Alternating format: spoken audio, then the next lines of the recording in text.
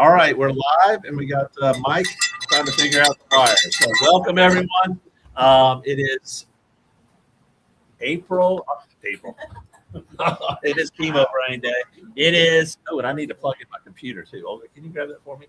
Because I'm about dead, so my computer will go out. But it is August 14th, 2026, the year of our Lord 2026. Shout out to our friend Steve Bannon. But we are going to open with a prayer. Our prayer warriors here. Thank you. Father, we thank you and we praise you. We adore you. We love you, Lord. And Father, in Jesus' name, we thank you for coming into this meeting and giving inspiration to Olga, to Jeff, to all those that are here, Lord, how we can impact South Carolina. Lord, in the name of Jesus, we just thank you. We ask you to bless South Carolina, cause your angels to just surround us in Jesus' name.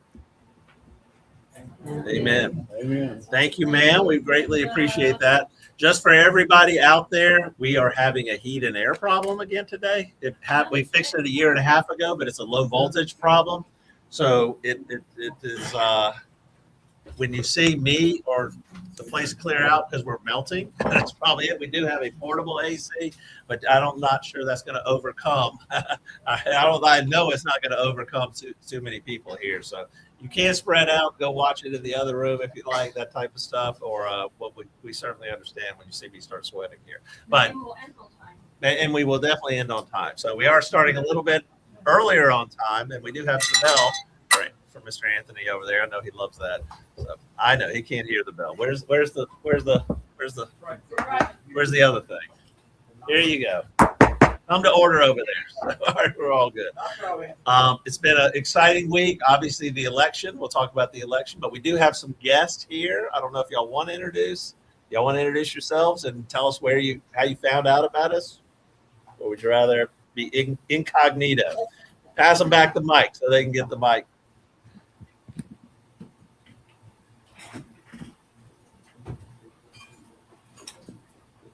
Thank you. Rob and Pat Halladay, we live in Greer. We haven't been here all our lives, just maybe 6 years, because we moved from Florida because our grandkids came up here, and so we have to be near the grandkids.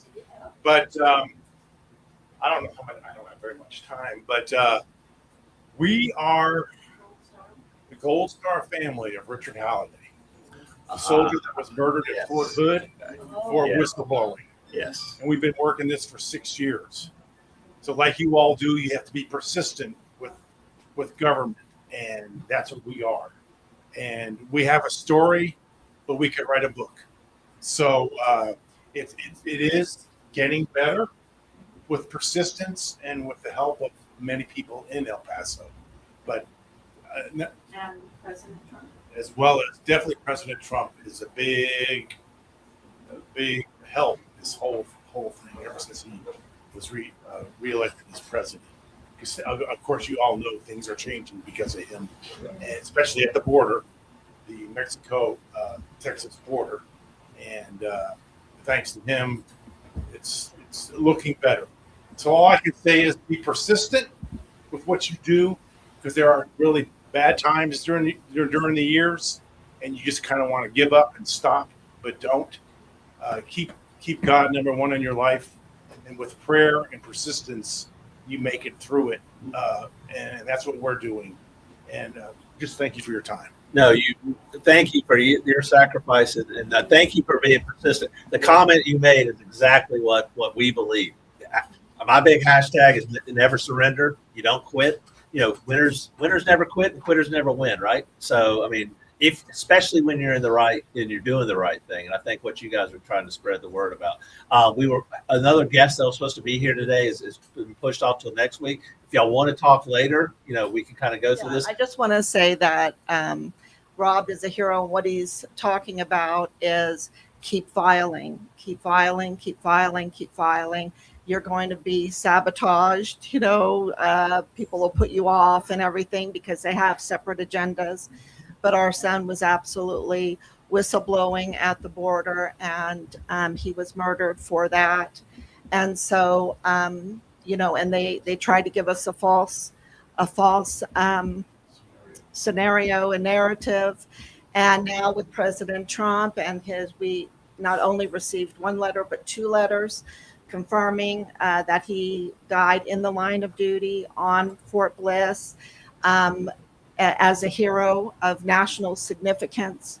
And so we just appreciate everybody's support, because that's what we've been getting the last 18 months, absolute support. And we just wanted to come here now that we have confirmation in writing about what our evidence in our own investigation was telling us. Now we have confirmation of that so that we can share with others. Thank you so much. Thank you for that, and thank you for staying in the fight. And yes, Donald Trump is doing a lot. I understand the bureaucracy is tough and it's wearing. It's like, you're injured already, and then they injure you again and again and again and again and again by denying it and all the things that they're doing. I talked to a mother of a J6er the other day, and even we all think that the J6 stuff has been taken care of, and it's not. It's not. We were J6ers. Yeah, we were there, but I didn't. I was at J6, but I didn't get in any trouble. I guess because we left early because it was cold and I couldn't find any food or a bathroom. So cold. So we were back to the hotel, and then our phones started blowing up. Olga's taking a bath because she was trying to warm up. I'm just sitting there kicked back watching TV, and our phones start blowing up saying, "Are you there? Are you there? What's going on?" So we avoided all of that. But I will tell you, Presley Stutz, at the behest of Jeff Duncan, went and spoke to the FBI to kind of hopefully inform them that there was a bunch of people up there, but there was no preconceived plan to do anything or anything of that nature. Presley spoke to the FBI, and what did they do? They put him on a no-fly list. I mean, and maybe he could fly, but I will tell you, we flew with him one time to something that Justice Clarence Thomas's wife was putting on down in Orlando, and we flew down there from Greenville to Charlotte to Orlando, and that reverse trip. I did not fly again until we had to go to Milwaukee for the RNC thing in 2024. But I mean, he was searched. Obviously at the gate, he was searched. I mean, at the original entrance, he was searched at the gate. Everything. I mean, they made it. All at the plane. Yes. Then when we got to Charlotte, they searched him at the gate again. I mean, getting onto the plane. I mean, it was just like these people have targeted, and he was a Navy chaplain, right? So I mean, that was a Tulsi Gabbard. Same thing. So I guess that happened in Tulsi Gabbard and all that kind of stuff. That people were targeted, and what people kind of forget and don't understand, or we just think we are all good people, and you project upon our government that it's good too. But there are people that are in power or have a little bit of power or have some bureaucratic, position, and they do things that are not nice. And maybe, Donald Trump wants to take care of all the J6ers. He's announced it, he said it, and they're still not getting taken care of because somebody in between him and the ground is interfering in there somewhere. That was what they had. They pulled that. Grab the mic. They Is it on? Yes. Okay.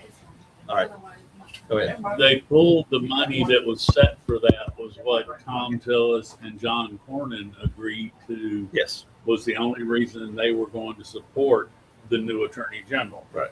Was they had to shut down the $1.8 billion to reimburse the J6ers. But every other person that's committing some crime on the other side and doing things on the other side have gotten all kinds of payouts, in their lawsuits suing the government for all the things that they're doing. That hasn't really, it's funny, it's been sort of talked about in some news areas, but it really has been put out that basically Tom Tillis and John Cornyn held the president captive and hostage. Is it working? Okay. Until they agreed to end the whatever it's called fund. Right. The reparations. Yeah. Is it reparations? But I will tell you, think about why. We talked about it earlier this morning before we went on.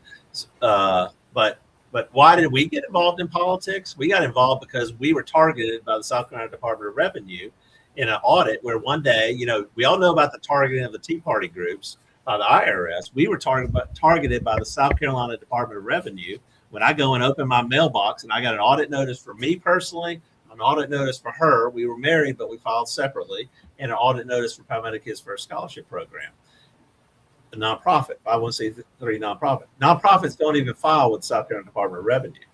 The nonprofit wasn't even a year old, or didn't even had not filed with the IRS as of yet. We didn't. You don't file with the state. We had not even filed with the IRS yet. We had asked everybody, because there were all kinds of accusations of people, political people saying, "Oh, they're because Jeff's a tax attorney. They're shipping money." This was an $8 million program at the time. We raised $6 million of it. So we were shipping money to Cayman Islands. So I'm a tax attorney, so obviously know how to money launder. No, they did not teach money laundering when I was in law school. So, but that's what they were saying. And I contacted legislative folks and said, "Hey, do you want to see our weekly or monthly bank statements? We'll show you anything you wanted to know." But that was not the point of auditing us. The point of auditing us was so they can go around and tell everybody they were auditing us. So they wanted, because obviously you would not get audited unless you were doing something bad. That's what I kind of find interesting about the Trump deal. There was some payout, and then the IRS agreed not to audit him or his entities or his family or whatever for like X number of years. That was the other piece of the coin. That was the other piece. Guess what? That is pretty much standard operating procedure. If you get audited and then you come out clean and clear, you're off the list for a couple of years. Now, that doesn't mean you go and sit there and do a lot of funky things on your tax returns. But I mean, they don't come back and come after you. It's not like, "Oh, you know what? You're clear this year. We're going to audit you, for the next year and the next year and the next year." That's not what they do. That's a standard operating procedure with the IRS, and they did it. But that's why we're involved, is because we were targeted. These folks were targeted. A lot of people have been targeted. All the J6ers were targeted. Presley Stutz was targeted. This is our government. When we were audited by the South, this will be my rant for the day. But when we were audited by the South Carolina Department of Revenue, we were going through the process for Olga to become a citizen. Just filling out the paperwork and all that kind of stuff. It was a real pain because you had to sit there and you had to tell them every country you'd been to. And we cruised a lot back in those days. So, I mean, we had literally been to like 30 countries. And I'm like, they're going to really freak out when they see this. They're like, these people, because we went to like Tunisia and all kinds of weird places. Wow. Not even the number of, you had to list the dates. The dates. So she was checking back all of our pictures to figure out where we'd been. And I scan and save everything. So we had all of that.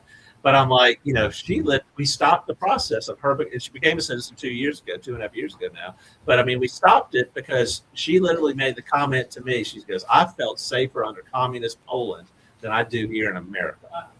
Think about that. And she probably was. Her parents knew all the right people over there and all that kind of stuff. She was local. They came after us because they thought I literally was from Atlanta, Georgia. They did not realize that I was born in Charleston. I lived in Columbia. I lived in Orangeburg. I lived back in Charleston. I went to middle school and high school up here in Greenville. They said I was a carpetbagger from Atlanta. I don't know how you carpetbag from Atlanta, but that's, okay. There's some people say that's the nastiest thing you can be is a carpetbagger from Atlanta. Well, and then there are a lot of non-Southerners in Atlanta nowadays, but I'm like, literally, it's like, that's what they're going to get. Then I think so. They thought they could just run us off. I've seen it on post. He just needs to leave the state. My family's lived here since 1675. I'm not leaving the state. I don't understand. So, but then I think they realized, holy cow, this guy's he went to the Citadel. He went to law school in Carolina and got his MBA at USC. And it's just kind of like, what is wrong with these people? And I think that's why some people hate us to this day. They have the Jeff Davis derangement syndrome, just like the Trump derangement syndrome. And why? Ask yourself why. Who picks on us the most? I've never seen a Democrat pick on Jeff Davis. I've seen some. I've seen, some things out there. I couldn't tell you the name of my Democratic counterpart as chair of the Greenville County Democratic Party, but there is one. They do have a Democratic Party here. Yeah, the city of Greenville is evidence of that. But she doesn't come out and post nasty things about Jeff Davis or the Greenville GOP or my SD GOP or our nonprofit helping special needs children. They don't post that stuff. But who posted? Conservatives conservatives or people that are Republicans. Well, they're Republicans, yes, and are rhinos, you call them whatever you want to call them, you know. But it's like you're sitting there going, "Why are they picking on me? What did I do?" And we used to take it personally in the early days, but now what I've realized is it's nothing but politics. It's what they do to each other. I mean, literally in the Senate campaign the other day, I'm sitting here watching Steve Bannon on Rav, and here comes an ad from Mark Lynch. And what did the ad say? China Ralph Norman, you know, attacking Ralph Norman. What happened the day after the election and Ralph was in the runoff, and Mark only had 5.9% or whatever he got out of it. And yeah, what did he do the next day? He endorses Ralph Norman. If I think you're an infiltrator from China, and you're supporting the China agenda, and also in that ad it was things like I think he was not supporting things that would help prevent trafficking of children. He didn't say Ralph trafficked children, but he was pretty close to saying, hey, he was preventing, you know, or preventing funding for that. And then the next day, I endorse you? What does that mean? It's all politics, and it's all a game, and it's what they play. They thought they have been playing a game against us since 2013, and it's kind of like, what's wrong with you people? I mean, do I sit there and promote non-conservative things here? I mean, are we trying to protect babies? Are we trying to promote the SCGOP, you know, Republican platform? Are we promoting school choice, limited government, conservative, biblical principles and constitutional principles? Truth. Number one truth. Yeah. And what did they do? They attacked me. Why would a Republican, somebody who considers themselves a Republican, attack us and what we're doing? Because they can't control you. They can't. That for sure. They can't control me. I'm not a fan of Ralph Norman. I'm not going out there bashing the heck out of him. But why am I not a fan of Ralph Norman? Because Ralph Norman won't speak to us. Why will Ralph Norman not speak to us? Because he's backed by Jim DeMint, and he's backed by all the money special interests that are pushing 100% government-run school choice in the form of ESAs. So one vendor called Class Wallet can get all the contracts. I read an article about it the other day. Class Wallet, just the South Carolina program, is getting about $3 million a year. But guess what? They complained about us getting a dime for sitting there administering the program. But where's the article? Where's the hate for Class Wallet that's taking 5%? And they suck. Yeah. Let me know some because we have met with a bunch of schools. Ma'am? They probably will. Put that in the newspaper. They probably will. And they're the people that are doing the right thing. Yeah, and one of the two founders is founded by two people, a technology guy and a lawyer guy. You know, kind of a guy like me and a technologist. The technology guy, guess what? I was watching. Remember when they had the shooting down in Fort Lauderdale or whatever that school was? Parker, was it Parker High or what? Well, not Parker. Parkview, whatever that high school was, in, you know, where they had the shooting and that crazy guy is now the big anti-gun guy is now out of there. I'm watching an interview on ABC with Michael Strahan of this gentleman saying that he's opposed to the Second Amendment, blah, blah, blah, blah, blah, because his daughter was at that high school. Oh, yeah. And guess what? He is the technology founder of Class Wallet. Of course he is. I mean, how's a lady with a gun shop? You don't know. Of course he is. And guess what the state of South Carolina did? Gave that company and that founder a $3 or $4 or $5 million contract per year to sit there and give her underperforming bad service to every freaking school, private Christian school in this state. Who thinks it's a good idea to give the South Carolina Department of Education control over the purse strings of all of our private Christian schools? Anybody? I mean, you know, I don't think so. You know, I mean, why? I don't want to give anything in the state of South Carolina government control over anything. I mean, aren't we supposed to be about limited government? People attack us, you know, limited government and free market. I like the free market. School choice can be run two different ways. One, the government runs it, or independent nonprofits.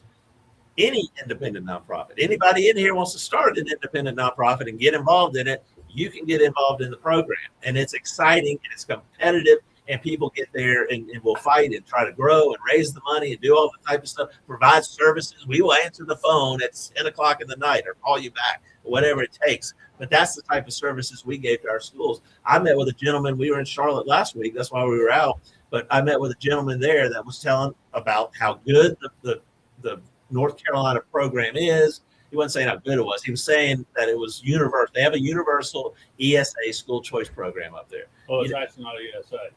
What is it? It's an opportunity scholarship. There is no savings account. Oh, that's yes. See, that's where I found But out it's the about same. But ESA it's the thing. same thing. It's the same thing. Well, the ESA thing I found though is there's an awful lot of ugly, dirty money on the backside There is. because of the savings account. Yes, there's something. But in with North that. Carolina, it's a straight grant program that goes directly from the state This- to the private school. on a quarterly basis and all that kind of good stuff. But it's universal, which is great. We all want universal school choice, but we don't want the government running it.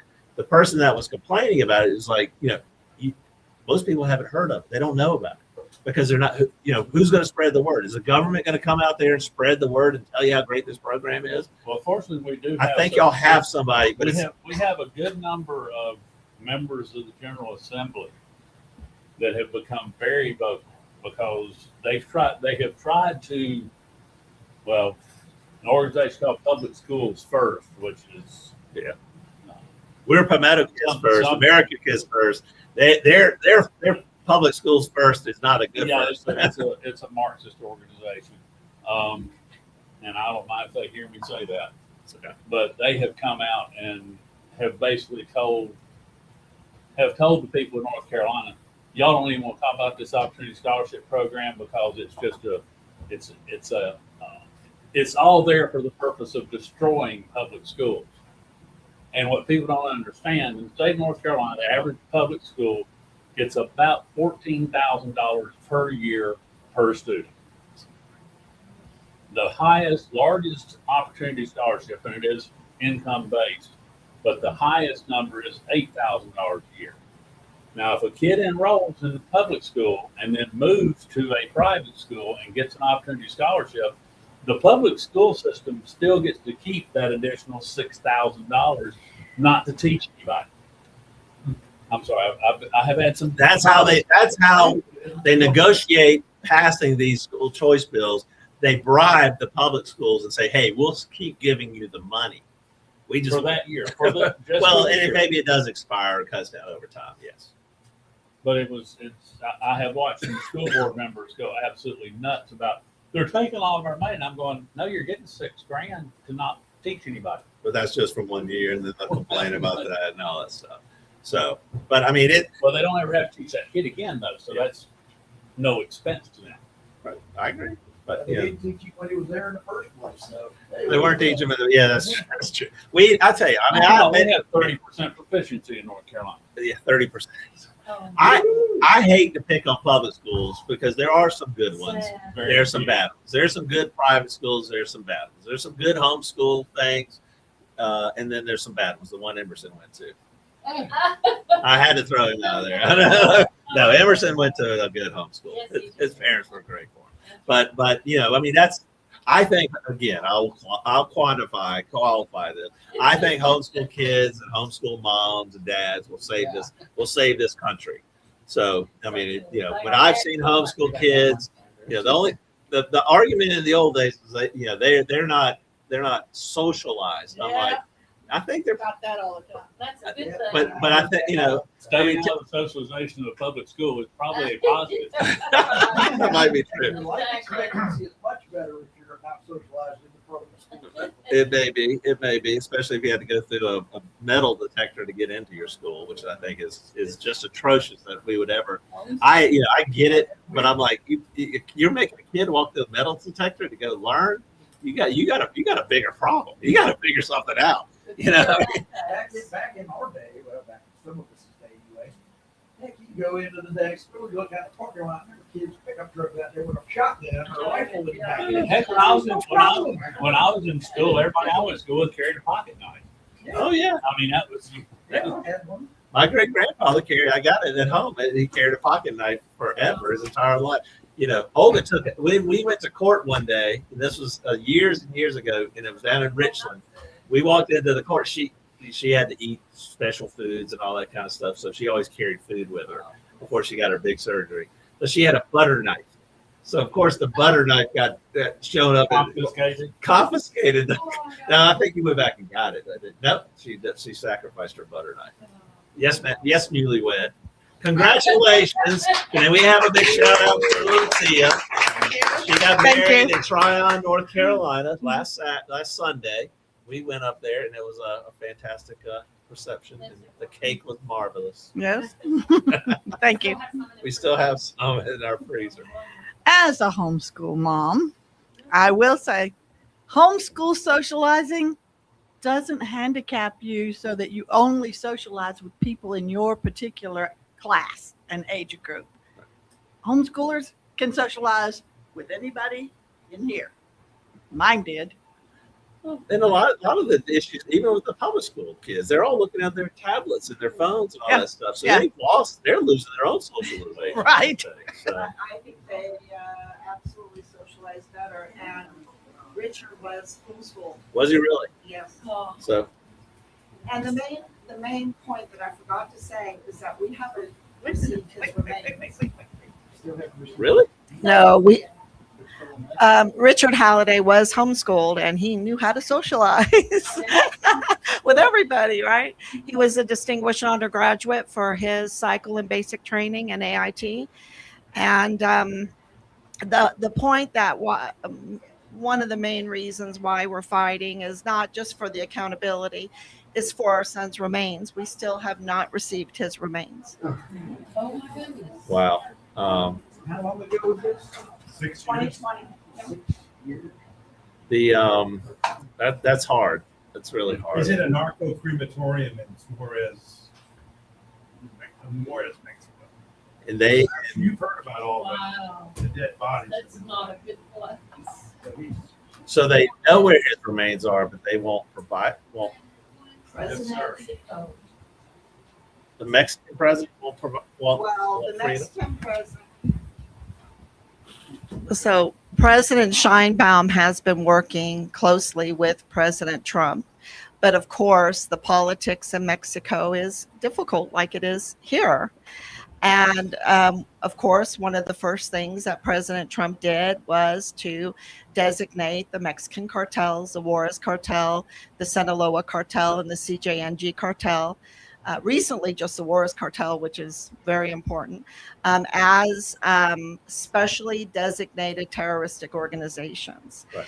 And so those very people that are part of the cartel that stole our son's body and trafficked it across the border, run the funeral home system there. That is a transnational business. It is in El Paso also. That's how they were able to do all the logistics of it. And so President Trump has gone after the funeral homes that are, not really doing their job and are part of the cartel and money laundering and everything. So this is our I don't want to take too much of your time, but this is our battle. And we're really here to say that all the attacks on President Trump is because he's actually doing something. Oh yeah. He's No. amazing, and he's actually doing something. And this SPJL arrest of Heidi Bierschik. That's the Southern Poverty Law Center. Yes. Former COO. Is so important to what happened in Charlottesville and also in the Walmart mass shooting that was part of what Richard was whistleblowing on, because the Walmart mass shooting that happened in 2019 was to advance Beto O'Rourke and attack President Trump with a white supremacy narrative. So that has really been, important information that we've connected with our son's case. And for a long time, we were just crying in the wilderness. But now in the last 18 months, it's all been documented. And, of course, if you look up Richard Halladay, our son, you will see a false narrative. You'll see smears. You won't see the truth. So, that's why we're here to let everyone know that President Trump is doing great. We support him, and through thick and thin, we're going to support him also. Listen, nobody boos you for not doing anything. Nobody's going to attack you because you don't do anything. They only attack you because you're doing something. And that's why we were attacked, because we were literally raising money, giving it to K through 12 special needs children, and they started attacking us. That is the one biggest thing I learned. I would say it was my one mistake. I never thought the politicians that were advocating for school choice really didn't want it to work. They wanted it to fail so they could take it over and run it themselves personally.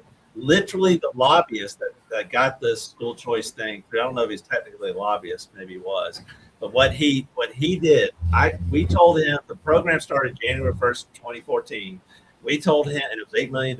We told him probably in November that we had already had pre-commitments, non-binding pledges for like $6 million of it. So we said, yeah, we'll have the whole $8 million raised, because that's what happens in other states. They raise all the money in one day. Georgia has a $120 million program. They raise the whole $120 million on January 1st every year. So I'm like, I would be failing as a tax attorney if it took us a year to raise the money. He told me no. What I needed to do was raise, out of the $8 million, raise about $3 million the first year, $6 million the second year, and we raised the whole $8 million the third year, because they needed to show progression, not like, oh, it's so in demand, the whole $8 million was taken up. And I'm like, I don't understand that. I don't know what you're talking about. We've already talked to schools. We had schools signed up. We had kids that had applied for scholarship.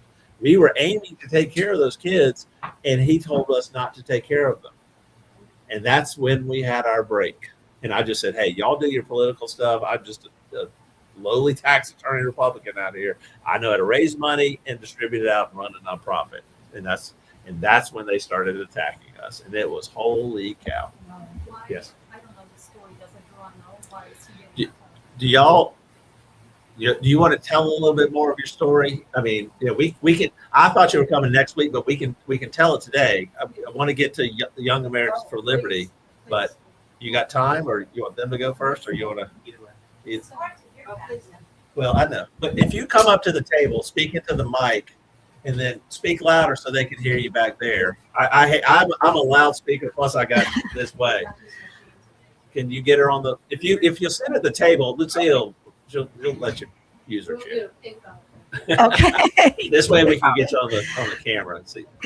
And let me clarify how y'all found out about us and met. But Ron DeFalla was doing exit polling at his precinct on Tuesday. And I guess we should talk about the election and the runoff. But you were handing out flyers about your son's situation. No, we were voting. You were voting. Oh, so And I had just picked up some flyers, and I had them in the van. So y'all started talking in the exit poll and told you about her situation. Okay. Well, you said, what are you wanting as a constituent, as a voter? And I said, justice. That's what I want. I want justice. That seems to be a problem in our country, which you would never think getting justice. And I know there's, and that's why I always like what Trump does. Trump seems to bring in both sides, sit in front of him, hear out everybody. I think you got to have everybody argue at the same time. And then, he'll pick what side, just like a judge. But the judges today, I'm sure even on the court side, you've probably seen some things, I can only imagine. But tell us the story about how it happened. Just assume somebody doesn't know anything about it. Well, our son joined. Well, my husband is a 30-year veteran with the U.S. Army. And so Richard really grew up in Europe. It's Richard Halladay. Richard Halladay. Halladay. Yep. Yeah, he grew up in Europe. And to make a long story short, he joined from Korea when he was 18. tried to talk him out of it, but he wanted to be a CID. He wanted to be a criminal investigator. That kind of tells you a little bit about his personality. He, like I said, he was number one in basic training and his AIT, and received a $500 reward. And I was like, wow, Richard, maybe I was wrong. Maybe this is what you need to do, you know? And so I put $500 in his account to match it. And he got assigned to, he was ADA, so Air Defense Artillery, in Fort Bliss, El Paso, Texas, along the border. And he was deployed right away to Qatar. And when he was in Qatar, he said, I made the wrong decision. It's really bad. It's really bad. And if you don't know Qatar or Qatar, it's right there in the Strait of Hormuz. Okay, so the Strait of Hormuz, Iran, all of that is connected to El Paso. And he started reporting there. And he came back, and, you know, evidence indicates that he was reporting that there were plans to have a mass shooting. A Walmart mass shooting. And he was reporting that from Qatar or from? We don't know where he was reporting. We feel like it was because he was in communication with many different agencies. And so we know that it started in 2019. We know that the mass shooting was August 3rd, 2019. We know that they put out so much money to silence him, so much, from El Mayo's lawyer. So El Mayo is the Sinaloa cartel leader that was just sentenced to life imprisonment. But yeah, so this has to do with the cartel. And so he was reporting, and that was one of the things that they have tried to cover up, is that he was a whistleblower. But that President Trump absolutely made clear that he was a whistleblower. And we know that he was a whistleblower, but it's hard to get that out where people believe you. So he was also whistleblowing on the trafficking, the child trafficking, the gun trafficking. If you think of Iran-Contra, Fast and Furious, that's all El Paso, Texas.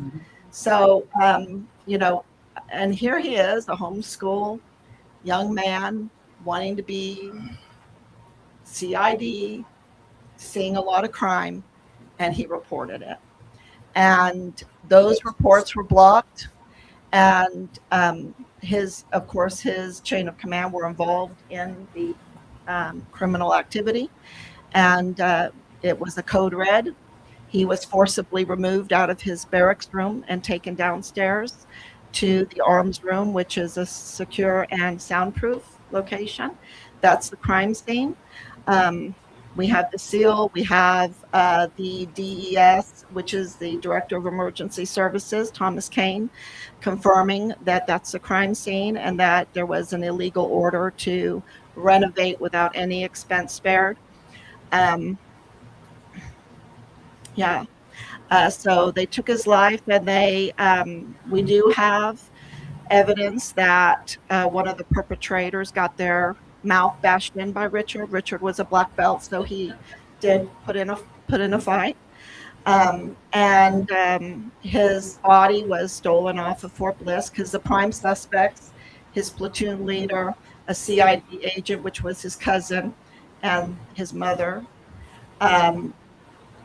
are connected to, by family, the mortuary operations there on in the military. And this is why it's so controlled in the media. So his body was taken over to Mexico for disposal. We didn't know. We had confirmation through the father-in-law of the lieutenant colonel in the G3 of the 32nd ATCOM, Bradford Bugado's father-in-law, confirmed to us while we were there in 2020 that Richard's body was taken over to Juarez, that he was dead. He got caught on CCTV footage saying that. He didn't willingly say that.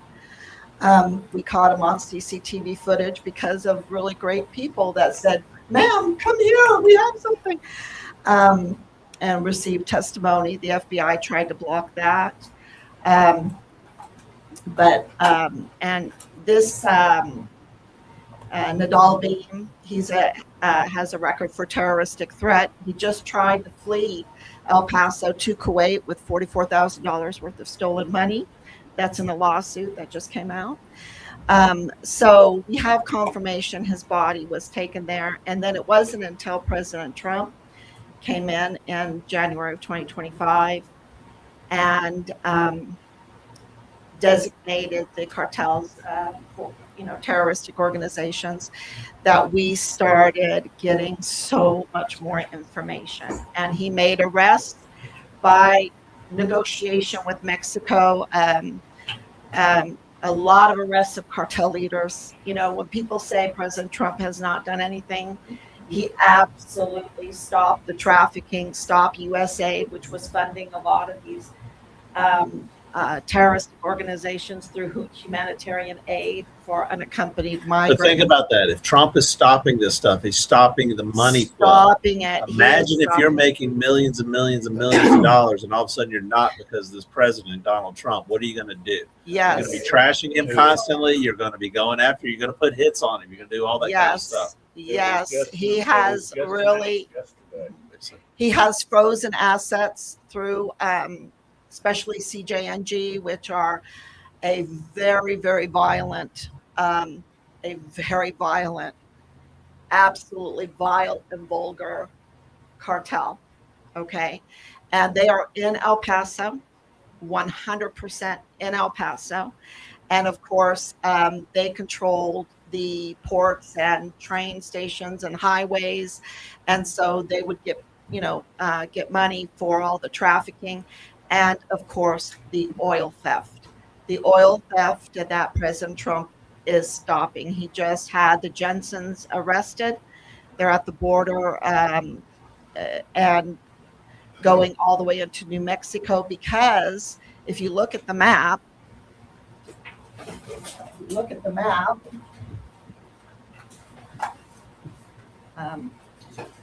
I just passed it. Yeah.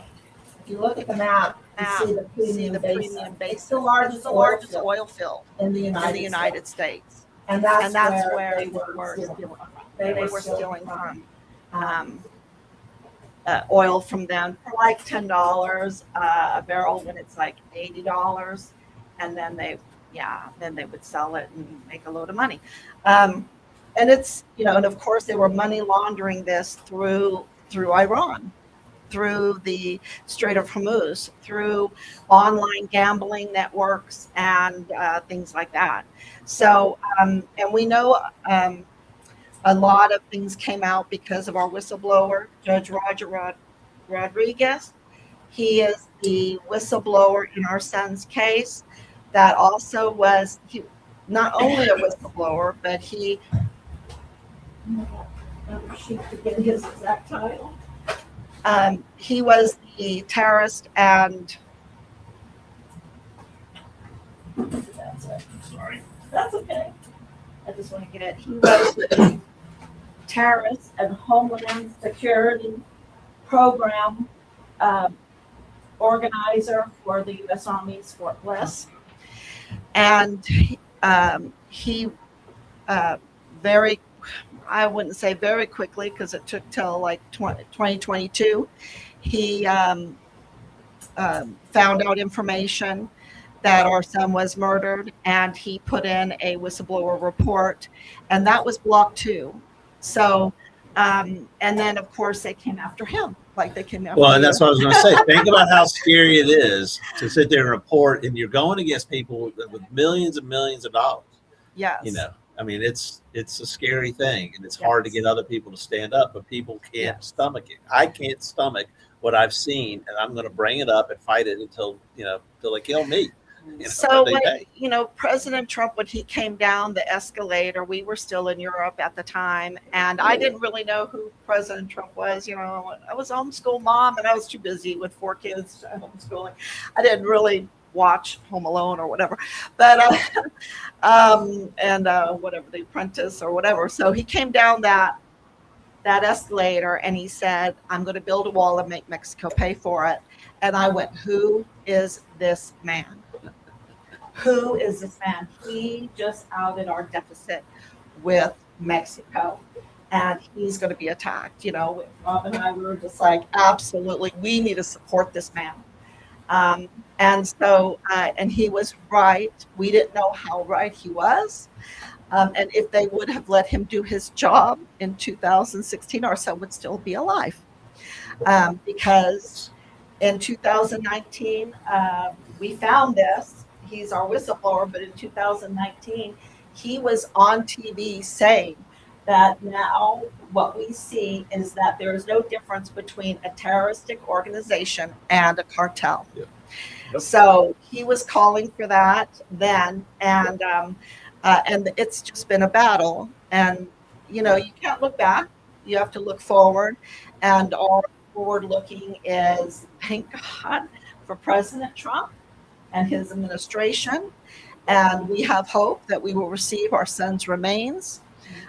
He did the right thing. He paid the ultimate price. But the children, all the drugs, all the guns, all the oil that was being stolen, all the money that was being embezzled, and, you know, he was President Trump's whistleblower.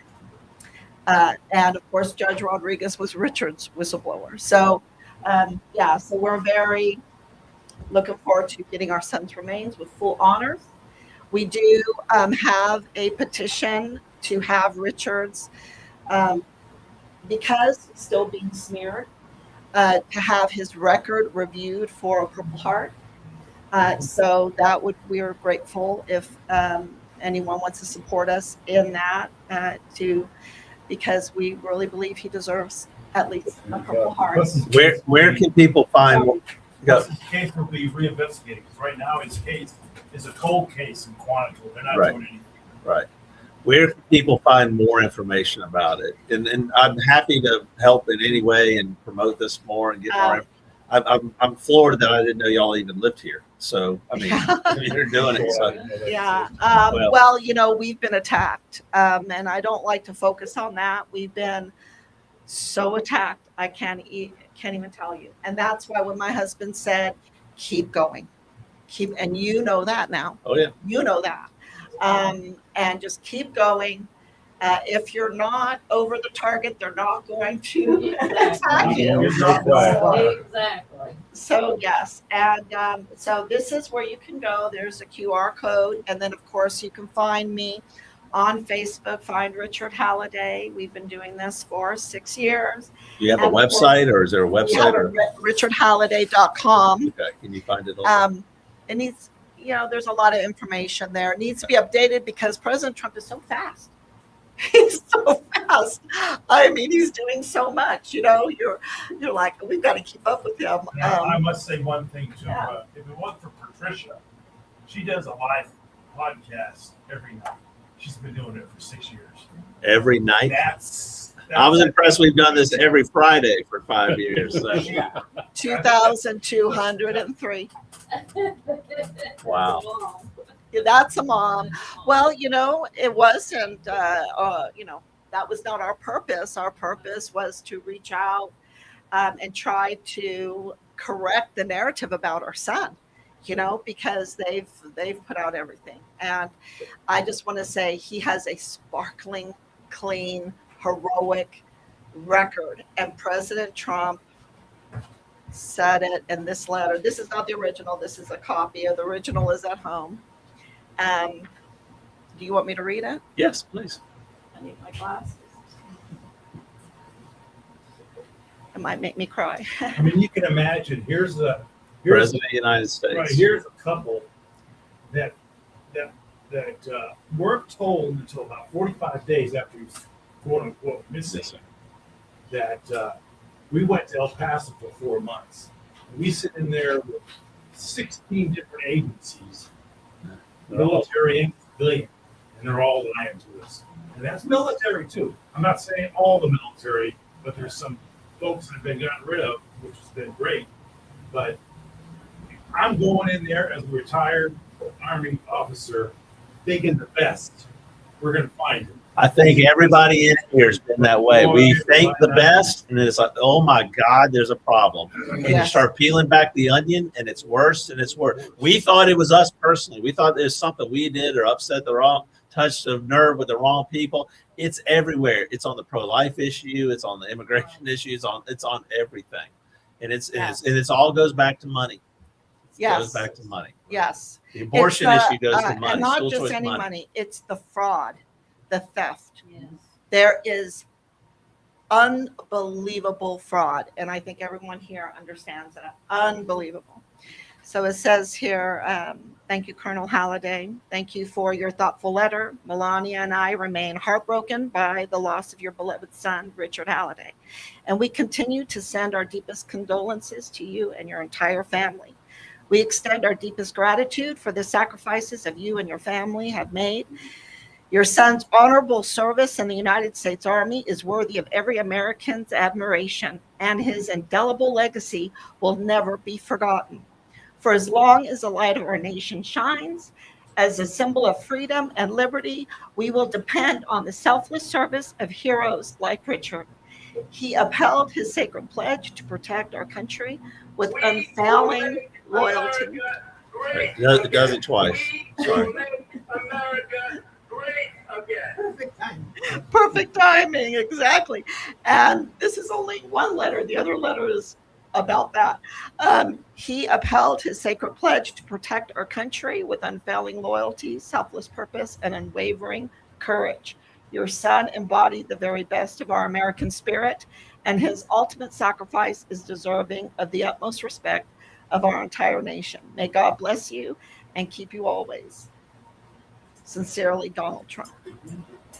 There's some undry eyes here, I see. The one thing I've always told people about Trump, President Trump, is that the man cares. Yes. I've been around in the fact you see him, and guess what? He doesn't go up to the fancy people. I've heard these stories, even at other things. He goes up and talks to the security people, and he talks to the regular folks. We experienced it with Presley up there on the wall, and it will be 5 years as of August 19th of his passing.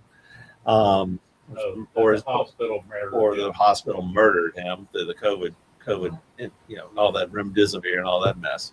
But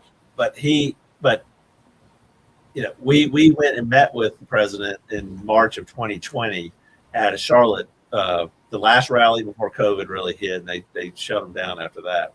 We were the last people in a group to go up and talk to him. All the fancy, the speaker, the new chief of staff, I think it was Mulvaney, whoever it was at the time, they all met with Trump, and then they go through the process. He spent 20 minutes with like 12 of us. There was a whole, you always want to know why he's late getting out there and to speak at the rallies? It's because he's in the back talking to probably regular people. It's not, you think it's the fancy people that paid the 10 or 20 grand to get down there. But no, the people he's really talking to are kind of just regular folks that got the police officers, things like that. Yes. And it was dumbfounding to me. And I didn't know, I didn't watch The Apprentice or see any of that type of stuff. Olga did. I read the book, The Art of the Deal, when I was in college. I got it that Christmas or whatever, and I read it. And it put an influence on me about real estate and entrepreneurialism and all that kind of stuff. So I knew him from a totally different perspective, but he does care, and I can assure you that man cares about your son. Oh yeah, 100%. Ron? Because the actions speak louder than words, right? We have a saying here: watch what they do, not what they say. And it is about what they do, and Donald Trump is doing. Ron? I don't want to take away from anything that's been said because it was so dramatic and it certainly touched me. But I will say that other people who were doing exit polling in the early voting session, this was during the regular election, they're all making the same comments. There's amazing people right here in your precinct. Amen. And their story after story like this, and they were amazed with the information they were getting from people. They wanted to talk. They wanted to tell what's going on. And being that avenue for them, I'm talking to the ECs out there. Be involved, get out, do exit interviews, be out there talking to the people in your precincts. You wouldn't believe how many stories just like this. Probably not as deep as yours goes, I'll tell you that. But they tell these stories over and over again. They're here for a reason. They're here to fight with us. Get out and know your precinct. We talk about it, but they talk about these elections, and everybody feels, it's all about mobilizing and getting people out to vote. You hear people say, "Oh, well, if you don't support the Trump agenda." And what is the Trump agenda? It's about truth. It's about getting out there and exposing and stopping all these things. That's what it's about. What gotta we get turned can around. confirm is that the people are starting to speak out and write complaints and FOIAs and even lawsuits, because the retaliation has been, stomped on. President Trump has taken the power away from the very people that were retaliating, that were attacking people, that were attacking their jobs and them with taxes and with everything. And so now they're starting to speak up, and that is something that we can confirm. But also we need to realize he can't do everything alone. We all have to rise up. It's not just come out and vote. You got to get involved. You got to stay involved. You got to fight the fight. There's a lot of people that want a lot of issues addressed, and there's millions of these things. I wish Donald Trump did nothing but sit around and talk about school choice all day. I would let you go first. I'd be more than happy for him to talk about your issue first until we solve it, and then he can talk nothing but school choice. But there's millions of these things. There's millions of them. I was a teacher in the public schools, and Where? Not here. in Texas. Texas, okay. In Texas.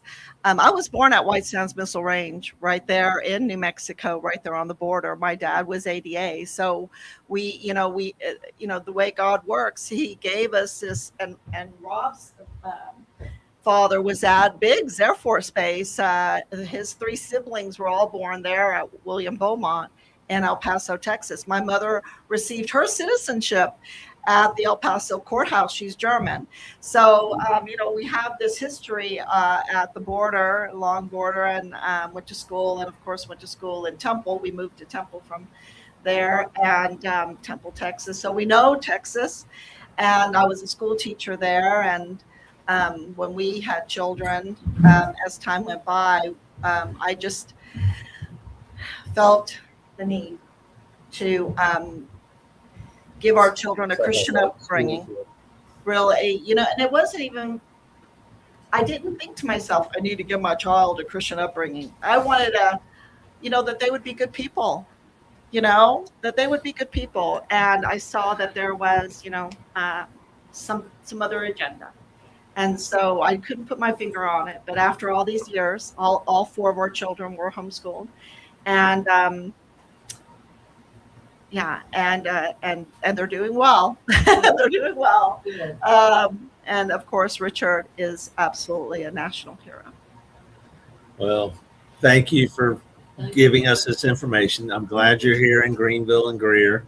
And I'm glad you found yourself.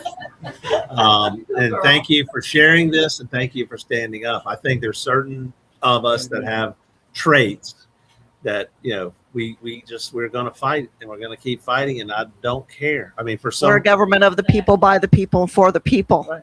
It's exactly what our founding fathers, and in the year 250, this is what we've got to remember. And, I'm not prejudiced against Muslims or Islamics or whatever, I don't know the right terminology for it, but there's a problem with that. And, we need to wake up to it. There was a problem with the cartels, and we needed to wake up to it. They called the J6ers terrorists, but they wouldn't call, the cartels terrorists. It's organized crime, and they function on terror, killing people, beating people, scaring people into submission. And it's all selling children. But they also fund a lot of politicians. Yes, they do. And yes, they do. Commissions and all of that. Yes, they do. I'll say that again. They fund a lot of politicians and commissions and probably think tanks and all that kind of stuff. And I will tell you, that's where it all lies, and that's where the real problem is. And what we tell folks, we get people elected, And then guess what? They do strange things. And when they do strange things, you got to really dig in and figure out why they do it. That's why I really admired, Ron Reddy. He wasn't going to be bought by anybody. He put his own $5 or $6 or $7 million into his campaign. He wasn't going to be bought by anybody, and he kept speaking up. I don't like route. We'll talk next about the elections, and then we'll get into Young Americans for Liberty. I just want to give you a little break between the tough stuff. But Ralph Norman won't talk to us. The Greenville GOP won't meet with us, but he meets with all the rhinos. But he's supposed to be a conservative, and he's all freedom fighter, and he's telling all of our people a lot of our people do support Ralph Norman because he's saying all the right things.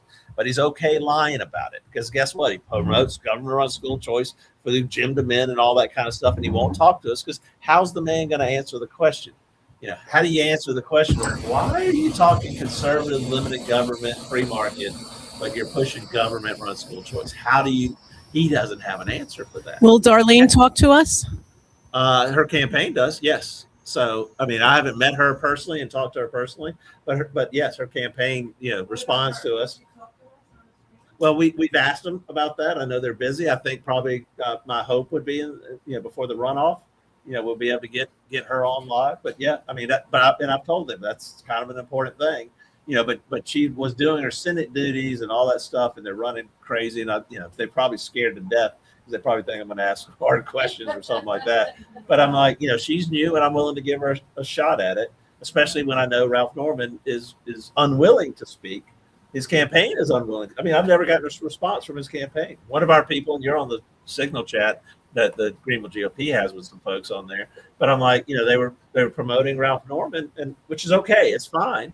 But then, wanted to know why I had a difference. And he said, "Have you ever invited him?" I sent him I sent this person the letter, the follow-up letters, the text, the handwritten letter. I didn't sent him a copy of it, but I told him about it, and I'll find the handwritten letter and put it out there. I'm trying to be nice and not go out and trash Ralph Norman, but I'm like, the guy won't talk to us. And why? Why will he not? Because he's pushing a government-run agenda because of what? Money. There's money behind it. Somebody who has told him, you can't talk to us because we promote free markets. But he's sitting there being the free market guy. Lindsey Graham's group, Lindsey, those guys actually got a free market school choice through the Big Beautiful Bill. Lindsey Graham, and we've censored him a couple times. Nobody expects us to be Lindsey Graham fans or whatnot. And, but the guy did get through the Big Beautiful Bill, Trump's free market school choice that he had promised, not a government-run solution. And I talked to all of our school choice friends. I said, you don't know how grateful we should all be, our school should all be, that Trump got a free market school choice program on the federal level versus a government run. I would highly oppose a government run federal school choice program, because I'm that kind of guy. I appreciate, It should be in schools. Well, Fed shouldn't be in schools. I agree. But I was the guy that used to think, oh, wouldn't it be nice? Why do we have all these different police departments? And, we should have one national police department. Holy moly, you get on the wrong side of one police department, you're in a whole lot of trouble. So I now appreciate we got a sheriff, we got a police department, we got SLED, we got FBI, we got 16 different types of criminal investigative units. But guess what? It was all of those intelligence agencies that said, oh, Russia was there was nothing on the laptop or whatever they all said. But they will lie. I come from the financial area. It's hard to get multiple. You can have one person embezzling and doing criminally embezzling and doing bad things. It's hard to get two. You can get two, but you can get three. My God, they now have multiple agencies that are conspiring, and they're really just the same people. I use school choice. We used to just fight the public schools, sitting there opposing school choice, and the charter schools were on our team. Well, guess what? Now everybody in a charter school, it's a public school too. But all the employees, charter, back to public over to charter, it's all the same people. They have infiltrated the charter school system where they're now opposing school choice. And I'm like, you're charter schools. You're about choice. Every once in a while they start fighting each other and it gets weird. But it is about money, and it's all about money, and that's what we're fighting. When a politician does strange things, when we elect Frank Farmer to the Greenville County Council, and they're making fun of he's making fun of Green Link, having nobody on the Green Link and opposing, the tax raising and all that kind of stuff. And that's how he got elected. And then all of a sudden he's now promoting a penny tax increase, a penny sales tax, a 16.667, sales tax increase. And when he's moving to go from maybe the 3% of that money to 7% of that money going to Green Link, something is awry. Something has changed in that person in less than 2 years. And, I don't know the specifics with him, but I think if you dig deeper, our experience is it always comes up with money. And it's like, you've got to be kidding me. It's got to be kidding me. Yes, sir. Back to what this nice lady was talking about. I don't know if anybody else saw the article that just hit yesterday or day before. A lot of the politicians in South Texas are having a really hard time because they're saying that Trump has now pulled at least $5 billion of cash flow out of the cartels that they've been making from the trafficking. But think about that $5 billion, and I don't know if that's a total or an annual basis. Think about how many politicians. If we had $1 million, I've told people, I make this joke. If we had $1 million in our grassroots team, because we do this on a penny shoestring, less than a shoestring. We had a frazzled shoestring. Do we accomplish things? If we had $1 million, we could flip this entire state. Yep. We could flip the entire state. If we had $1 million in a couple of years to plan it out and build it out, we could flip this entire state. The state of Texas loses about $1 billion in tax revenue from the fuel theft. Oh, yeah. Yeah, from the fuel theft, because the fuel theft is, they call it watchical fiscal.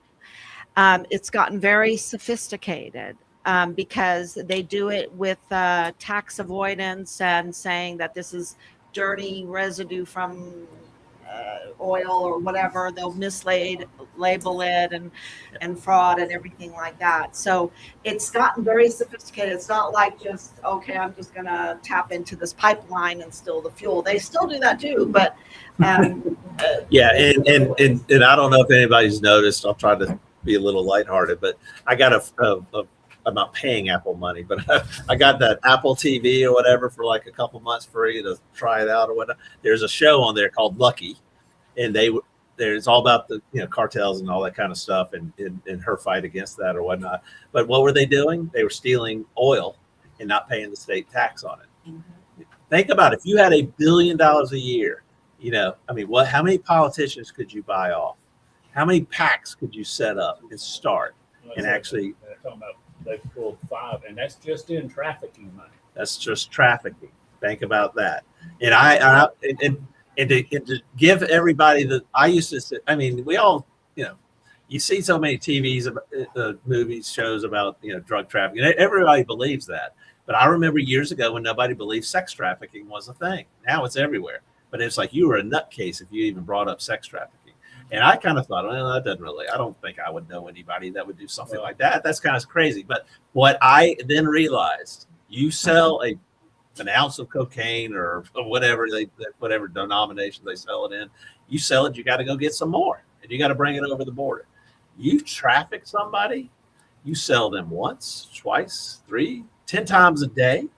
You sell them, traffic them the next day. You start adding up the numbers, and the numbers are massive. And they put drug dealing to shame. And I'm like, if somebody is willing to traffic drugs, which everybody believes from the 80s and all that kind of stuff, if you're willing to traffic drugs that then kill people and destroy lives, you think they care about trafficking a child? They'll do anything for money. And it's disgusting.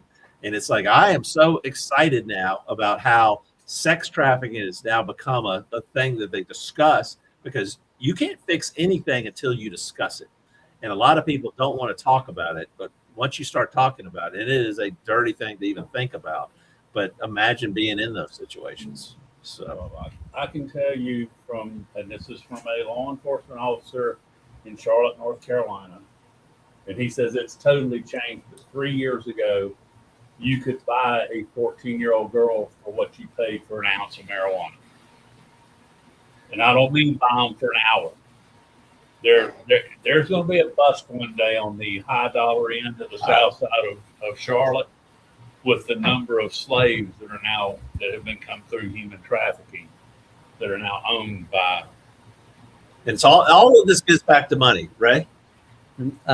Disturbing trend we're seeing now is these guys aren't even having to pay for the upkeep. A lot of people that are being trafficked go home every night with their parents. They got blackmailed one way or another, and while the parents think that they're at school or the parents think they're at a friend's, they're actually being trafficked to somebody else. Ray knows he's our chair of our pro-life committee, and pro-life is not just abortion; it's these other things that they're doing to people. Yeah, this is a very ugly business that's going on. It all, in But my opinion, it all comes down to the deliberate attempt to destroy the family back with Margaret Sanger in the late that's 19th century, early 20th century. that's the bigger picture. But the real thing that's disappointing is human beings are doing this. Right. Human beings are doing this to other human beings. Making a choice. I mean, it's almost unimaginable to us, but I mean, there are people that are doing this. And everybody knows Olga's from Poland. She grew up 15 minutes or whatever from Auschwitz. We've been there multiple times. Her great uncle was killed in Auschwitz. They didn't kill just Jewish people. They killed everybody. Bunch of the Romanians and the Gypsies and the Catholic Poles that were unwilling to. We actually found her great uncle's report, and yeah, he was a troublemaker. So they ultimately ended up killing him, right? But I mean, it was other humans that were putting people in the ovens. It was other humans that were actually doing that. Guess what? That was my grandfather. Two of my grandfathers fought in World War II, right? It's 3 generations: grandfather, son, mother, grandchild.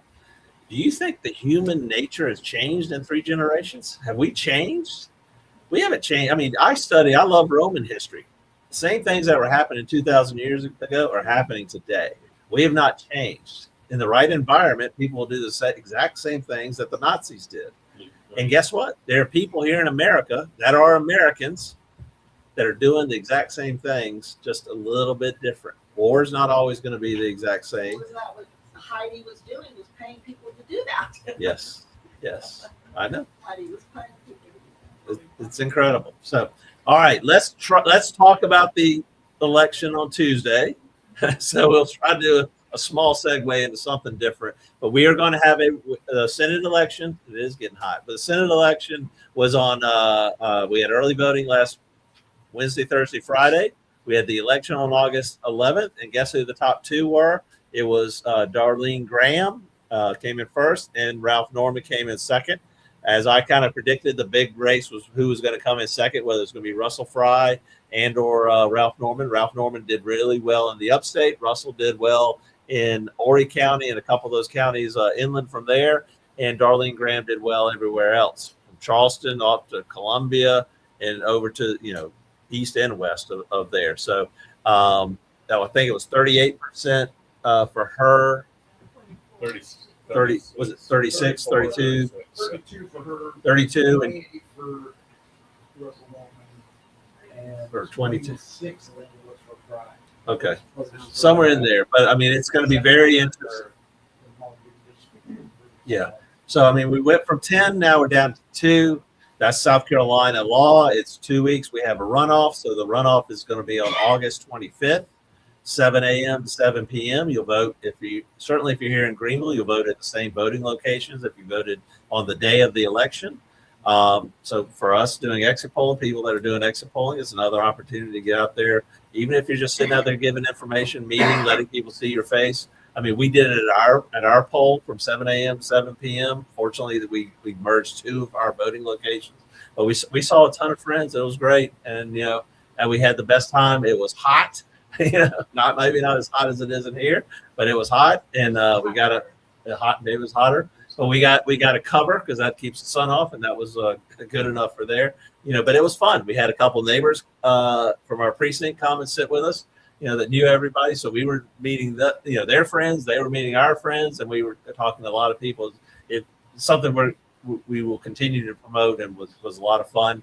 But the runoff, I follow the betting odds. What did the betting odds? They can move, but the betting odds were always that Darlene Graham was going to come in first, and it was either going to be Russell Fry and or Ralph Norman. There was a drop of about 10 points on Russell the night before.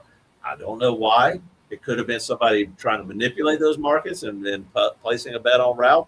It could have been somebody that, knew something. There was a last minute poll that came out from Trafalgar. I don't know. I assume Ralph was probably in second there. So some money came in on the Ralph side of it. Yeah, he was up like 7 points. 7 points in the night. Okay, so that's probably why the flip. So there's some congruency in the polls and the betting odds, and you have to follow it. To me, it's, as a finance guy, I find it very interesting because it's very similar to stock analysis. Pump and dump. People can do those types of things. But there's in this there's especially if they're thinly traded. But I think on this particular race, there's been $8 million put into this, right? So I mean, and you're going to see a ton of it for the next 2 weeks. Well, $8 million just on the predictive mark is the betting side. Picking who you think is going to win versus who's going to lose. So the odds today, and I will. Big jumps. Friday it came out with endorsement for Darlene Graham minutes ago. Okay, 10 minutes ago. Yeah. All right. So this is how you want to know if news is out there. Emerson just reported that Russell Fry has endorsed Darlene Graham, which we would have expected. Before that, earlier this morning, Darlene Graham was at 80%. Ralph was at 20%. What has changed immediately? Darlene Graham is up 12 points. She's at 91% odds of winning, and Ralph Norman's at 9%, down 12 points. So the betting odds are highly in her favor. And so that's, if you just looked at the votes, if you think, oh, well, Russell people were anti-establishment. No, they weren't. I mean, a lot of the people that I knew that were endorsing and supporting Russell were all the establishment side of it. I think Russell, as I've been told, or as I understand, I don't really know, is he kind of stepped out of line and went against the president and actually throwing his name in the hat, it seems like he's now gotten back in line and supported that. But, the betting odds right now are 91% in her favor, 9% for Ralph Norman. So even though I don't like Ralph Norman, I've tried to keep my mouth shut because he is at least saying the right things. But you know what? His vote record is good. But what's on those shirts we have out there? Watch what they do, not what they say. What has Ralph Norman told all of our people around the state? He's told our people that if he is elected to be the U.S. Senator, he will help us get rid of Drew McKissick. Like, I've been involved in this for about 10 years. I'm like, why can't he help us now if he thinks he's bad? Ralph Norman voted against raises for the military, and he turned down the military budget. As of yesterday, day before yesterday. He's got good rating numbers. His voting record with President Trump is at like 93%. Well, yeah, that. Why he opposes Trump. What? I mean, he usually comes around. From what my experience is with the things I've watched, he'll come around in the end, as you said. But guess what? He needs attention every single time. He needs stroking every single time. Well, not all of them. Some of them fall in line. You've got 10 that don't. Out of 435. I think some ask for things and get things, but if you're the president of the United States, you got 435 House members, 100 senators. Half of those on each of those numbers are of your party, right? Because we're pretty much even Steven. You know, if you're having to stroke Ralph Norman every single time an issue comes out, if you have to stroke 220 people on the House side and 50 people on the Senate side, every time an issue comes up, you're sick of it. What did Ralph Norman do? He supported Nikki Haley. That's why, I mean, you're sick of it. I mean, You turned around and endorsed him for this.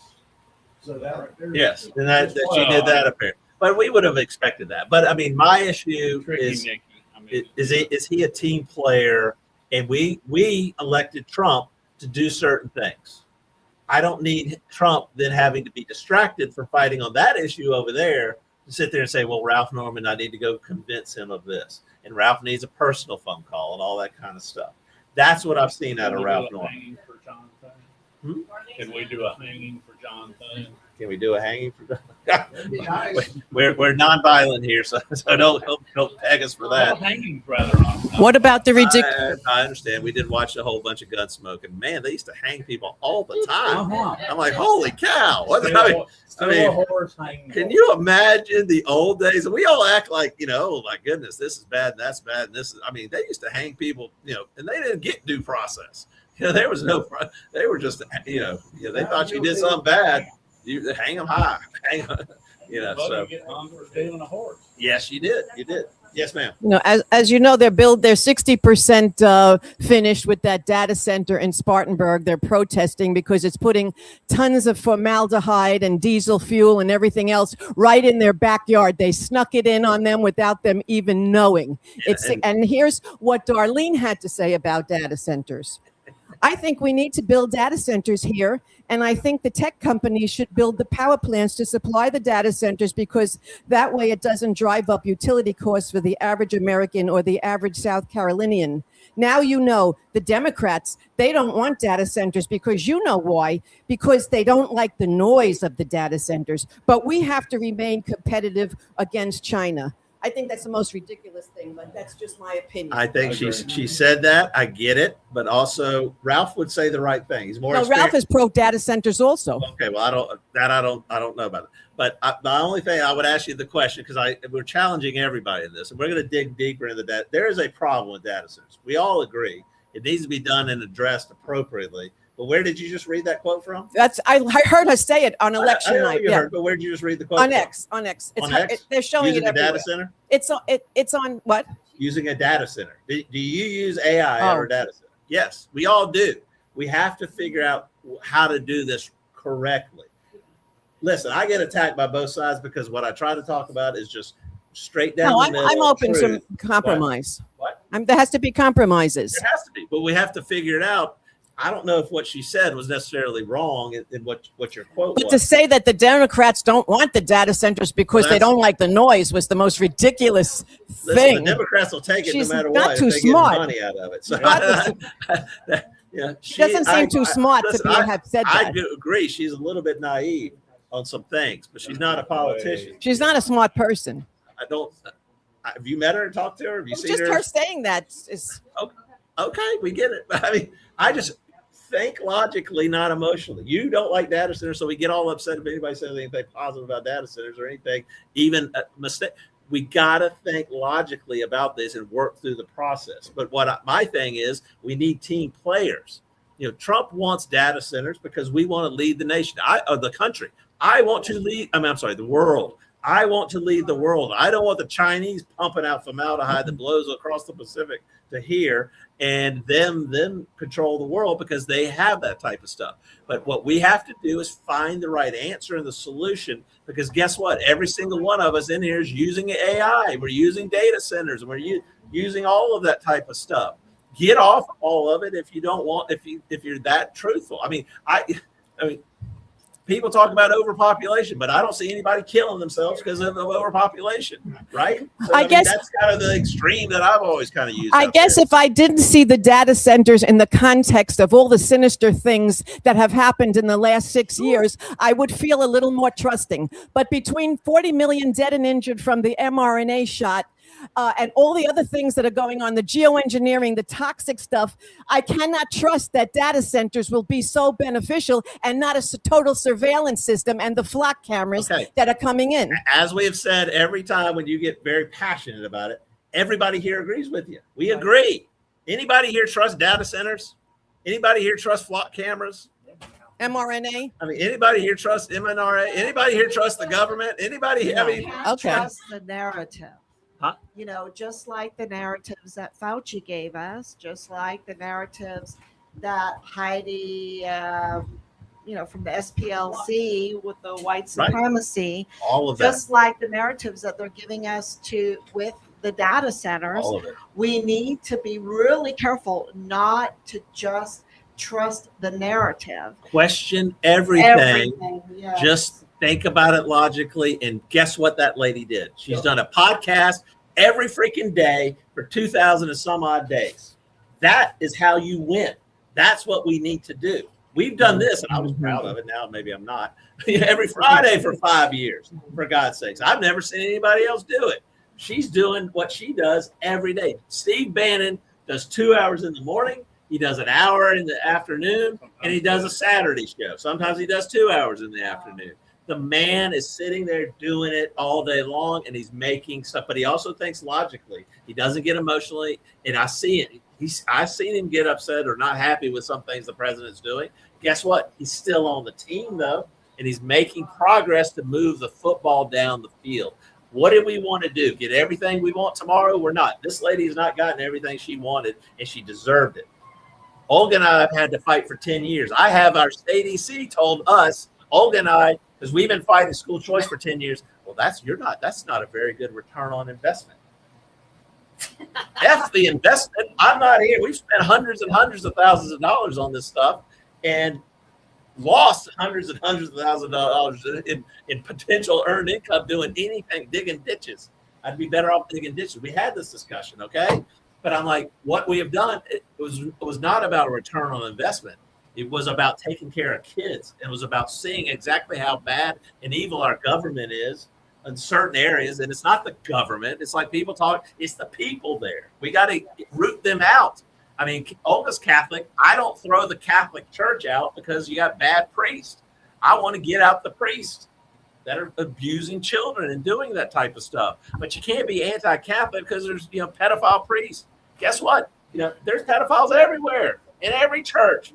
Look what's going on with that church in Paul's Island. Yeah, you hit the nail on the head because it's the system is there and it works, and we're not using the system. Right. We're just depending on the people. It's process. So it's the process, and the process works, and it's not overnight, but the process works. What we have done here is we have a platform to be able to fight for your cause. I'm not here to fight for everybody's cause. I don't have the time or energy. We got our cause, but what we are doing and learn is that this is everywhere, and we need to set up a platform, and we need to get tens of thousands of people involved to fight. And here's your platform to fight. Yes, sir. May I speak, sir? Yes, sir. We're nailing it on the head saying that it's the people, but the people are the people that are watching this right now. The people, if you look on the camera around this room, you see 20 people, 30 people that are here because we want to hold our government accountable. It is a government of the people. The problem is 20 people, 30 people, and I know there's more out there, but we need every person watching this to get 2 or 3 people with them and let them we need to come together as the people who do the voting, and we need to do our voting, and we need to get together and hold the politicians accountable. They've got places to hide behind each other. They'll tuck them under a desk, whatever. We can't let them do that. We need to get in their faces and hold them accountable. So anybody that's listening to me and might not want to do it anyway, get in here and help us out. There's 37 people. There's a group here. There's 37 people online watching right this very second. And there will be hundreds and hundreds and hundreds that will watch this later. I mean, that's why we're doing the broadcasting thing. Number one, because this place got full, and it gets hot every once in a while when the air conditioning low voltage goes out. So, yes, Olga. Oh, but that's a great segue and transition into another group that is fighting a lot of the same things and all that. Today we have, he's got one heck of a name, Drew Graham, not Drew McKissick and not Darlene Graham, or Lindsey Graham. But Drew Graham is with Young Americans for Liberty. Drew, if you could tell us a little bit about you.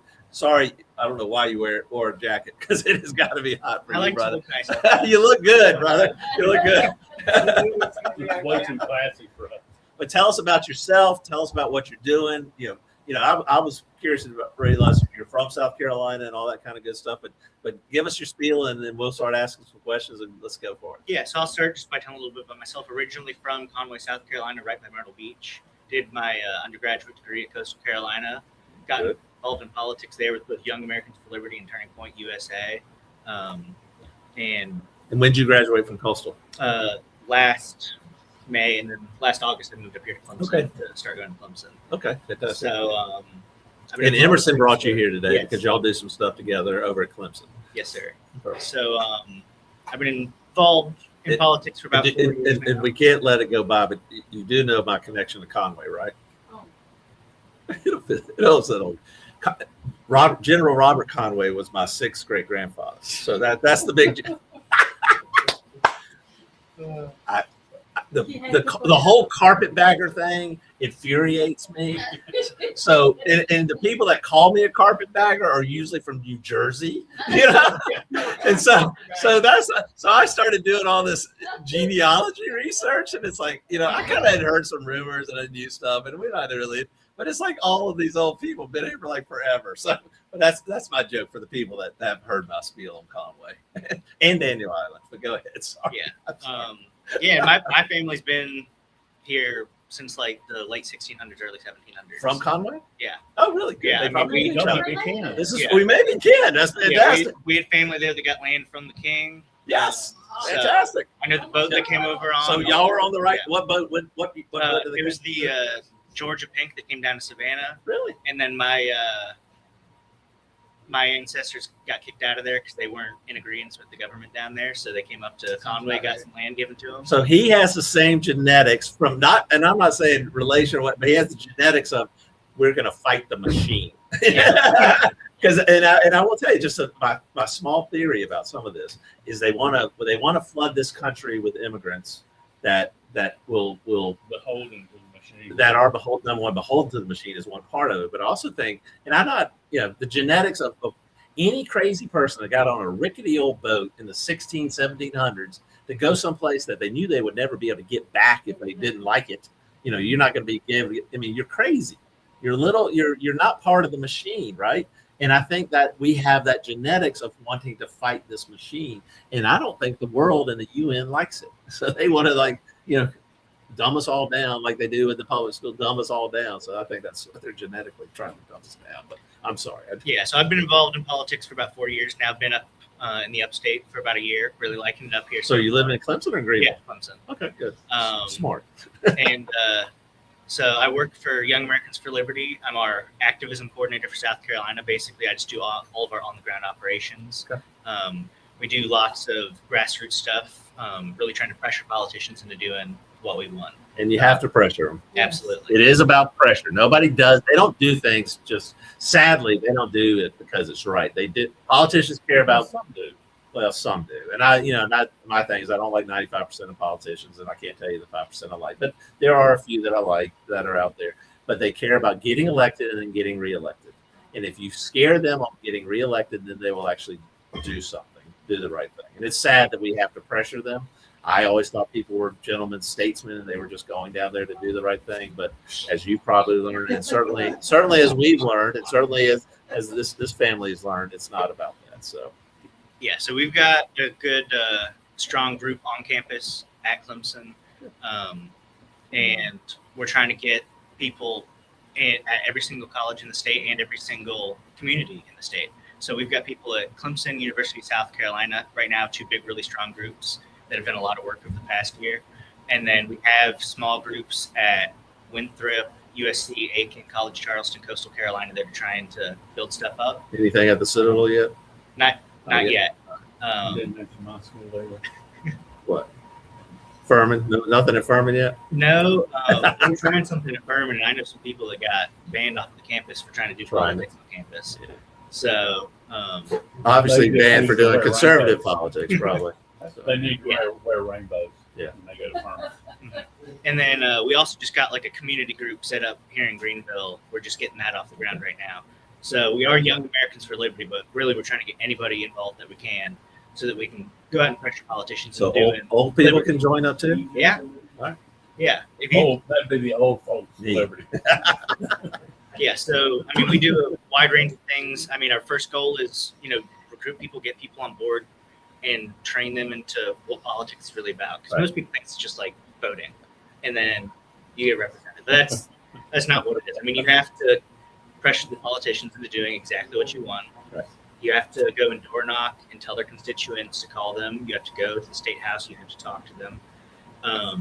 So that's a big part of what we've been doing the last few years in South Carolina.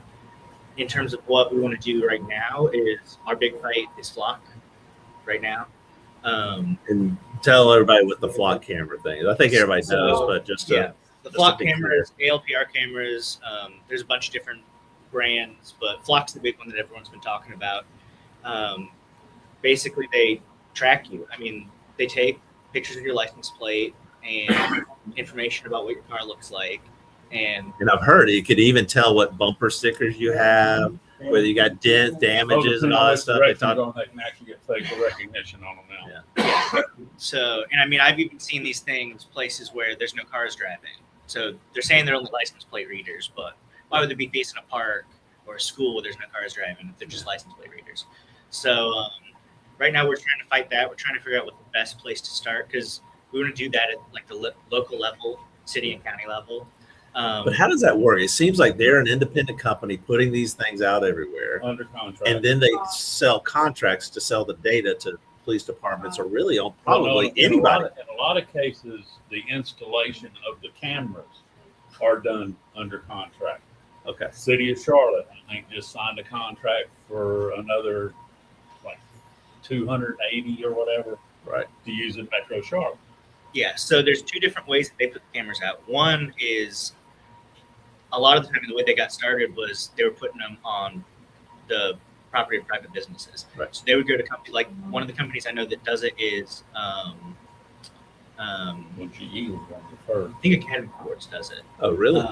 Really? Yeah, and so they'll go and pay these companies or work with the companies to get a contract. Lowe's does it, and put them on their property, right on the side facing the road. Right. And then so it's like selling a cell phone tower or something. Exactly. You know, so it's for the company. They're like, oh, this is additional revenue. It's just like a cell phone tower or something, and they make money off of it. Lowe's is also, in a lot of cases, has them where they are in a position where they can also scan the doors of the store. Probably. Because they're using them for the reason they were able to move the contract is they said they were going to be used for theft prevention. Track the cars leaving them. Yeah, exactly. But you know, it's obviously much broader on what they can do. Yeah, but then the other way they do it is there are county councils and city councils that they sign contracts with, and even there's state and federal funding in South Carolina that I've seen that has gone towards buying these cameras and placing them on public easements.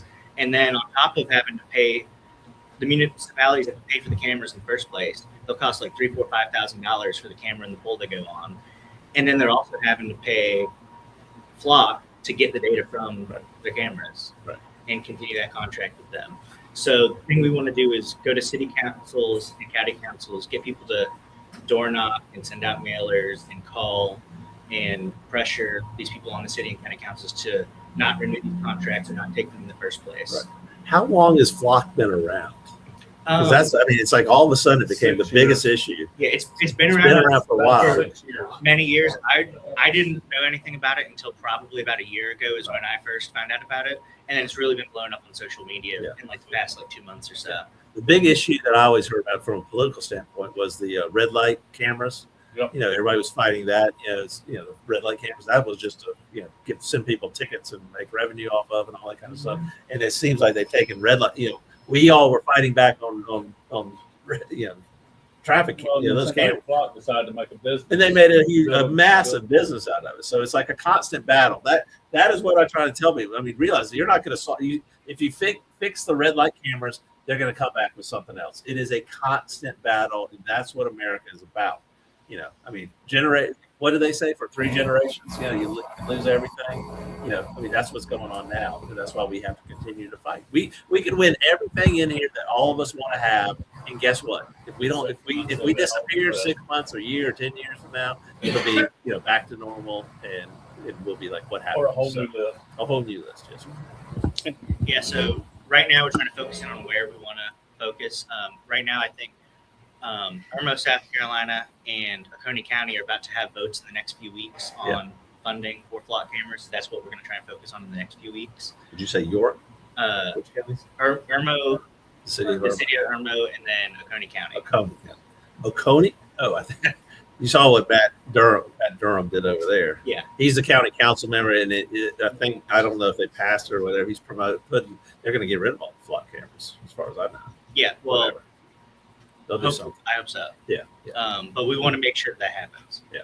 And then we also want to focus on. I think with Stuart Jones as the county administrator, and then Rob Chumley's son as the county lawyer, I think, and Matt Durham as the chair, I think I've got a good shot at County. Yeah. That's why I think that's what we're starting there, and then Irmo, because we have a bunch of people down in Richland and Lexington that really want to fight it down there. And then we're probably going to move towards Anderson and Greenville after that. Well, let us know what Greenville's doing. I'm not sure what they're doing. What is it? They have them? Yep. How much did we? I do know when they built 32 of them. I do know when that's two pieces. When they built the Golden Palace down there, as part of that whole building, I think somebody told me it was like $2 million worth of facial recognition and surveillance or something. I mean, that sounds like a lot, but I mean, they were just at the county council or county administrative buildings. And then I think the news that I heard the other day, they fired somebody over in Greer, some police officer, for doing something. It said about flocking. The first thing I said to Olga, I said, I bet they're tracking their girlfriend or boyfriend or something like that. And it's exactly what it was. Exactly what it was. In Mooresville, North Carolina, was just charged last week for using their flock technology to track her ex's girlfriend. And there was somebody in Malden. Malden was the same thing. Some girl, Malden, some girl got fired. It was 3 weeks ago when that was told. It was 2 officers. Greenville Sheriff's Department has fired 2 officers. They won't say who they are or what they did, but at least Greer said this is what they did. But apparently, what the article I read was the girl in Malden had accessed the system like 116 times, and you have to say why. And so whatever her excuse for why did not correspond with tracking my boyfriend, or whatever it was, ex-boyfriend. Yeah, I just watched a case yesterday. I don't remember what state it was out of, but this guy was being tracked and harassed because he was a problem to the local government. Yep. And I believe it was the sheriff's office was doing it to him. Well, and he ended up being able to find out like what the reason they put in there. And most of the time they were just putting like locate or put his name in for the reason. They weren't actually explaining what they were trying to do. Well, apparently she was given reasons of like warrant, whatever it was. Every single time, that point was being that she's lying about why she's using it. But remember here in South Carolina, remember the South Carolina Senate race, Senate District 6, my personal district. Remember the race between Jason Elliott and Ben Carper. We were supporting Ben Carper. Got to a runoff. Ben lost by like 300 votes or whatever. Jason Elliott was funded by every special money, special interest you could find. It's very interesting. But what did Jason Elliott, then a current House rep, now a state senator, what was Jason Elliott doing? What did Jason Elliott do to Ben Carper? Y'all remember? He put a tracking device. He put a tracker on Ben Carper's truck to figure out where Ben was, obviously probably what he's doing, but also to figure out where he was sleeping at night, because Jason didn't think he was actually living in the district, even though he owned property in the district, and that's where he said he filed to be able to run for this Senate 6. I mean, this is a lawyer legislator that put a tracking device on his competitor's vehicle. Now he only won the runoff by 300 votes, and I think if anybody wants to redistrict, it's probably him to redistrict out all the conservatives out of the county, but I'm out of his district, and the county out of his district. But I'm like, you got to be kidding me! And nothing's occurred since. Apparently, it's legal to do here. If I want to put a tracking to track where Emerson is going, I can put a tracking. I'd like to call it. So, I mean, that's like. I'll just call and ask. I went to the Citadel. I mean, we pick on the knobs. He's like a knob. I mean, it's just what we do. But if we didn't like him, we wouldn't pick on him. So we wouldn't reference him. He can handle it. He's going to join in. Now I got some support. Let's pick on everything. But that, I mean, imagine that. He's a lawyer legislator down there determining laws for 4 years. He put a tracking device on his opponent. And he still got elected. Barely. But nobody found out about the tracking device until after. Well, I think I don't remember if they knew or not. But regardless, Listen, you want to talk about no accountability? The third person that was in this race, and why I went to a runoff, we have him on videotape, door ring cam videotape, walking up to somebody's mailbox. Some mailboxes are at the door. Walked up to the ring and pulled out, as he was door knocking, took out Jason Elliott's flyer being supported by the NRA, took it out of their mailbox. Is there a crime of stealing U.S. mail out of somebody's mailbox? Nobody is enforcing that. And I have sent multiple letters to the U.S. attorney, who's done good on some other things, but I'm like, if a candidate for state senate can get away with stealing political mail, what do you think would happen if they had me on ring cam stealing some mail out of somebody's mailbox? We all know what would happen, right? Yeah. They would be, there'd be 20 SWAT people around this place. But I'm like, I can't get anything done. I mean, I've even gone to, the gentleman's a dentist. I can't, if I get caught doing something like that, guess what? I'm going to lose my CPA license. I'm going to lose my law license. I mean, you should probably lose. I'd like to know if my dentist is stealing stuff out of people's mailboxes. It's a crime. I think it's a felony. I'm not sure. I have to recheck it. But I mean, we're trying to pursue it. And how do you get that done? Only good thing is there's no statute of limitations here, but this may be a federal issue. But I'm sorry, go ahead. But I'm like, it's crazy. But that's what these guys are fighting with, Young Americans for Liberty, and that's what you've apparently dedicated your early career to. Yeah, exactly. And so right now we're focusing on clock, but I mean we've worked on a lot of other issues that we care about. Just this last year at Clemson, USC, and Coastal Carolina, we were trying to fight for campuses to allow us to carry pepper spray and tasers on campus. Okay. Free speech, especially at USC, Coastal has had some issues with censoring some of the student organizations on campus. Second Amendment rights. I mean, we helped push the constitutional carry bill in South Carolina a couple of years ago. So anything having to do with liberty, that's what we focus on. Okay. Focus on training, especially students and young people, getting them involved and how to door knock and call people and, pressure the politicians. The more we can get the youth involved, I mean, because I even tell them, I mean, it's going to end up being, it's your country. I mean, we're doing our piece, and but I'm going to be out, hopefully sooner than later, but I'm going to be out, and y'all are going to have to pick it up. That's why Emerson is our first vice chair with the party. That's why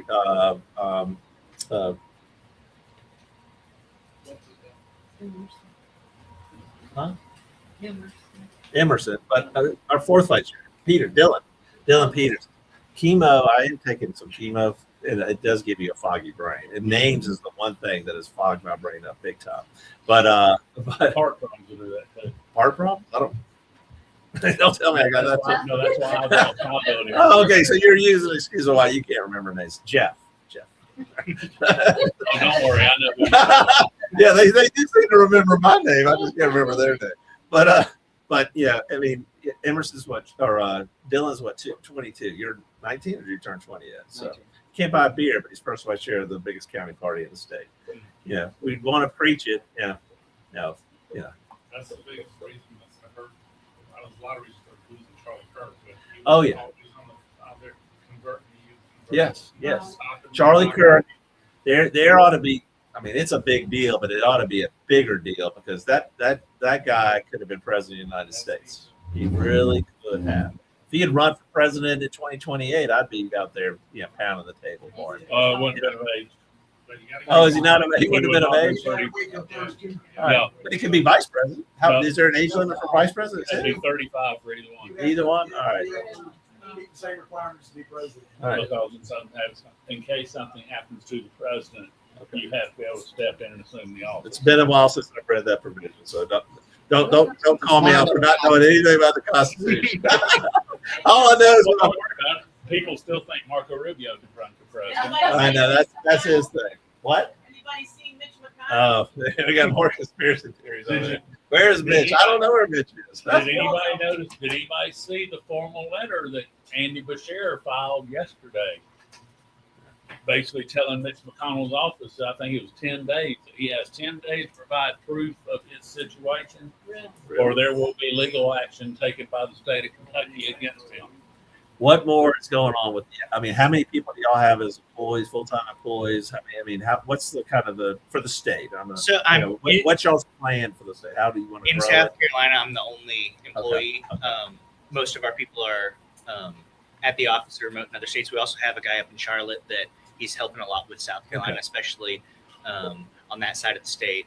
But I mean, our goal is just to push. I mean, it's in our name, liberty, but trying to keep the government out of our business. And right now, that's starting to flock. But I mean, we want to continue pushing for stronger gun rights and freedom of speech and all kinds of different stuff. Simple stuff. Preventing taxes. Oh, are you against penny tax? Oh yeah. Oh, we're all about that. Absolutely. Yes, that's going to be. That is. I mean, it's so funny. They're like the guy that's promoting it, on county council. He thinks that's going to be like my death knell or something. I'm like, oh my god, this is like the best thing you could have ever done for us. I'm so happy. You're so happy about a potential 17%. Oh yeah, like I mean, because that was one of our questions on the exit polling. There's some people that were okay with it. They if it'll fix the roads, it'll be great. I'm like, I don't mind giving them more money, but the fact is they haven't reformed anything. Money is not the first solution. Money is the last solution.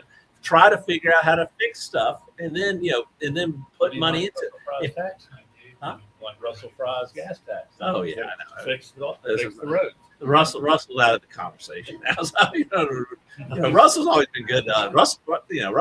Russell's campaign communicated to us. Russell, talked to us, all that kind of stuff. Yes, sir. Oh, you have an update. Yes. Anything else? Tell us how youth and other people can find Yao and how they find you, and what would your kind of so the best way to find Yao is on any social media platform, YA Liberty, or our website, yaliberty.org. yaliberty.org. Yeah. Okay. Can you put that on the thing? Yeah, so you can get involved there, and that'll get you in contact with me, and I can get you in contact with all of our other people in the state. Okay. And do you have your own social media? Are you you can find me on Facebook and X, Drew Graham. Drew Graham. That is one heck of a combination. Maybe your point is to get rid of Drew. But that's one you won't forget. No, I will not forget your name. 3 minutes to 1. He does it twice. All right. Thank you for coming. Whatever we can do, and whatever you can help us coordinate on spot cameras of the penny tax, we'll be more than happy to. So, Ray, got an update? And it was a fantastic event Monday night. I will tell you, it was it was great hearing from Father Longnecker. Yeah, it was. Really enjoyed it. Really appreciate everybody coming out. Always great to see you there too. Yep. Anyway, I wanted to follow up on last week. Blanche was confirmed and sworn in as Attorney General for the pro-life. That's exciting because a few days before confirmation, he made a very bold statement that he would end abortion in this nation. Did he really? He said that? Yes, it was, I think, Wednesday of last week is when he said it. Right. And some people are skeptical, but it's like he made a very bold statement when his entire nomination was on the line. And as AG, of course, he can't make laws, so he might be exaggerating slightly, but he can still do a lot of good for the pro. And the funny thing is, he was a Democrat before, right? I mean, he was when Trump first got, he was a registered Democrat. I mean, yeah. And I'm like, well, the Democrats today aren't the same as they were 30 years ago. I don't know, but he was a Democrat like 5 years ago. Yeah. But I mean, some people were just, they register as one thing and they never switch. It was New York, yes. And he probably had to do it to get involved in big law, because that is how they're keeping lawyers out of the Department of Justice. If you're on the conservative side, you will not get a job at big law. But I mean, the firm I worked for in Atlanta was King and Spalding. I mean, they would not have been happy in today's world. I couldn't get a job there again as a conservative. Because I mean, where was Christopher Wray from? He was partnered with King and Spalding in D.C. So I told Lynn Wood where I worked. He said, "You work for the devil." I said, "Oh, maybe I did. I don't know." Richard, he's one of the pro-aborts at the clinic. His trial will be at North Greenville Summary Court on the 26th. He has already done 12 days in jail for his antics. We also have another pro-abort named Hannah. I believe Olga was asking about her a month or two ago. Apparently she's currently, I missed this, but apparently she's currently banned from being at the clinic. And apparently there's a deal going on. I need to look more into this, but apparently there's a deal going on where if she accepts it, she'll be banned for life. So she might actually be potentially looking at jail time. Let's see, got some updates coming up on 12 September is 12 September is going to be big. Of course, that's when the next prayer walk is going to be by Love Life, but also the 14th annual Day of Remembrance for Aborted Children is going to take place at St. Mary Magdalene after the 8:30 Mass. Which day is that? 12 September, Saturday. Also, after all the masses, Mary Magdalene will be passing out baby bottles for birthright. They're not real baby bottles; they're really little banks. And the idea is that people can go home, and over the next 2 weeks, they can return these bottles, and the funds will go to Birthright, which is one of the two leading centers that take care of women that have children.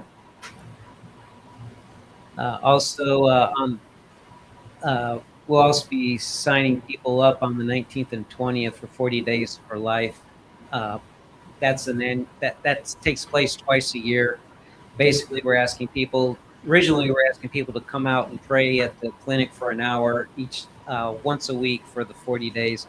Now we're asking people just to pray, even if they can't make it out to the clinic. See, moving on to our events. On September 14th, we're going to do a talk on transhumanism. Joanne Price, who I haven't met personally, but she's going to be coming and talking about transhumanism, how it started with birth control methods over a century ago, and now it's getting to the point where movies like Terminator and Matrix are on the verge of becoming reality. The theories have already been proven. It's really a matter of technology catching up. On October 19th, we'll be pairing with the legislative delegation. We're going to give a talk on how bills are processed, the games that politicians play, what we can do as voters, and I'll be doing a small portion where I'll talk about the major advocacy groups and what they're doing to influence how votes are going. It's all about process and learning how. I mean, you can have a cause, but we need our people in the pro-life group to understand how to get their legislation across the finish line, just like Yal's done.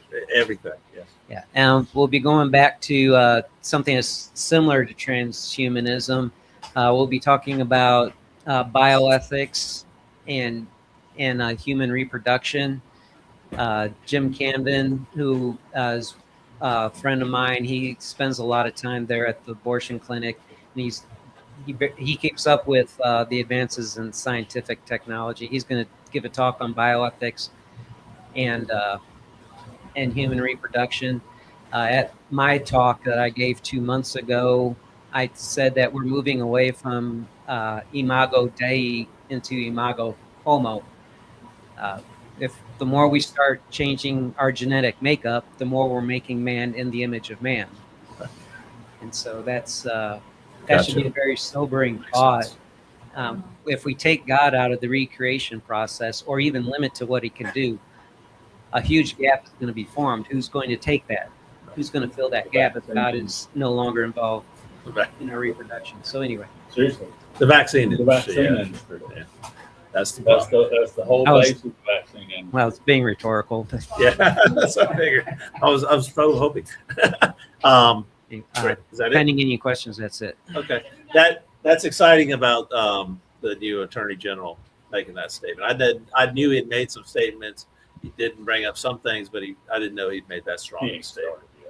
Oh yeah, no, and I will tell you my theory on. I know they cut the deal with Thune and what's his name, and I think they're gonna find a way to get that money back to the J6ers. Well, it's Donald Trump's money, and that's what everybody seems to want to talk about is the money in this whatever you want to call it fund is actually a settlement from the Department of Justice with Donald Trump for things that were done to him by the government. We never sued the South Carolina Department of Revenue, but I'm like, nobody we've ever filed a lawsuit against has been about the money. It's about getting them to stop doing what they're doing. I sued Ellen Weaver, our now State Department of Education. I thought that was just because she's a bitch. Please, we're on live TV. But no, because she was telling people across this state that I had been disbarred for the practice of law. I think she knew I'd gone to the state of USC for law school. I think she probably went on the South Carolina bar thing and searched my name and found out I wasn't on there. So obviously I must have been disbarred. Not the fact that I was only licensed in the state of Georgia, because I'd never taken the South Carolina bar, and I did. But I mean, it's tough. Defamation is one thing. The court system here, that's why supporting David Pasco and judicial reform has been one of our key issues, because who picks the lawyers? The legislators. Who are we fighting? The legislators. So what are they going to do? I mean, when a head partner at a major firm down in Columbia that we hired to help us with some things on the Department of Revenue, when he tells me, oh, it's not uncommon for a legislator to call a judge and tell them how they want the case to turn out, I'm like, you've got to be kidding me. And I'm like, why is the legal community not walking up and down Main Street with fires and pitchforks and all that kind of stuff? Because they're all intimidated by the lawyer legislators. They all know it. This was a head partner of a tax group of a major firm in Columbia, South Carolina, big dollar guy. And guess what? He was more interested in protecting his beach house or lake house than he was about ethics in the South Carolina judicial system. It is unbelievable. Hey, it's been a great day. Lots going on. It's hot. Get outside. It's probably cooler. At least get in your car. But thank you, Drew, for coming. We greatly appreciate that and hope to follow up more on that. And do we have a motion? Motion to adjourn. It's non-debatable. All in favor, say aye. Aye. All opposed? No. All right, we're out. See you next week, and stay busy. And March 1st, Monday, March 1st, 7 p.m., Greenville County reorg. It is going to be fantastic. See y'all soon.